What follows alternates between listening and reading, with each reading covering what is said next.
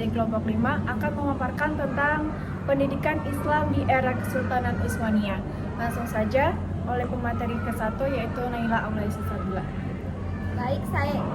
Jadi saya akan membacakan bagian latar belakang. Kesultanan Utsmaniyah adalah salah satu kerajaan Islam terbesar yang berdiri lebih dari 6 abad. Selain kuat dalam politik dan militer, Utsmaniyah memiliki pengaruh besar dalam perkembangan pendidikan Islam. Di masa ini, lembaga pendidikan seperti madrasah, perpustakaan, dan pusat ilmu berkembang pesat. Dukungan pemerintah dan ulama menjadikan pendidikan sebagai sarana membentuk peradaban yang maju. Karena itulah pendidikan Islam di era ini menjadi contoh paling penting dalam sejarah perkembangan ilmu Islam.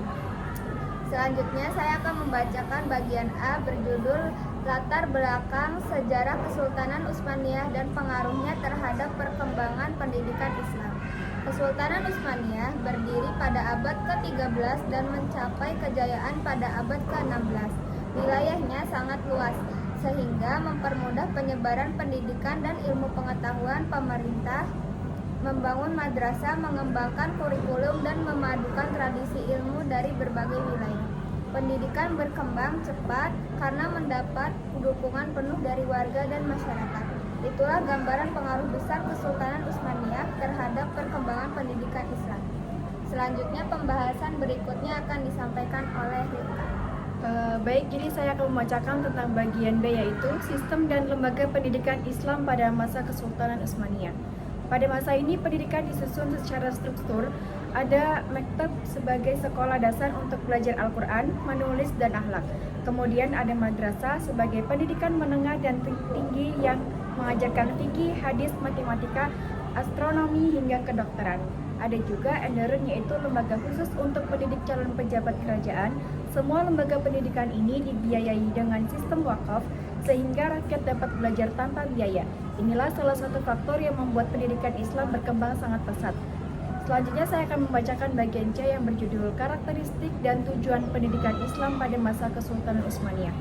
Pendidikan pada masa ini memiliki ciri menggabungkan ilmu agama dan ilmu umum.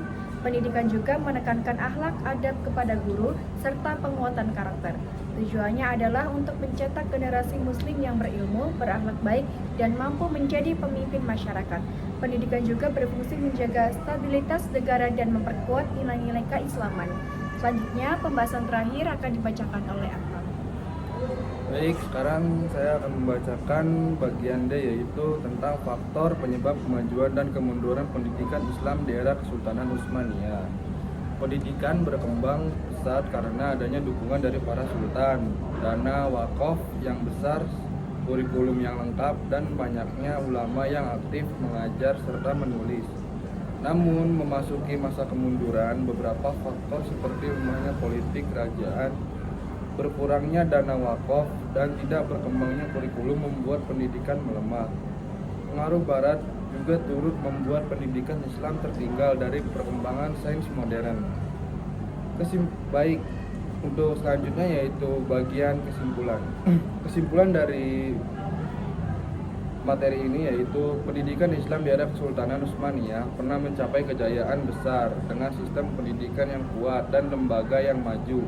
Namun tanpa pembaruan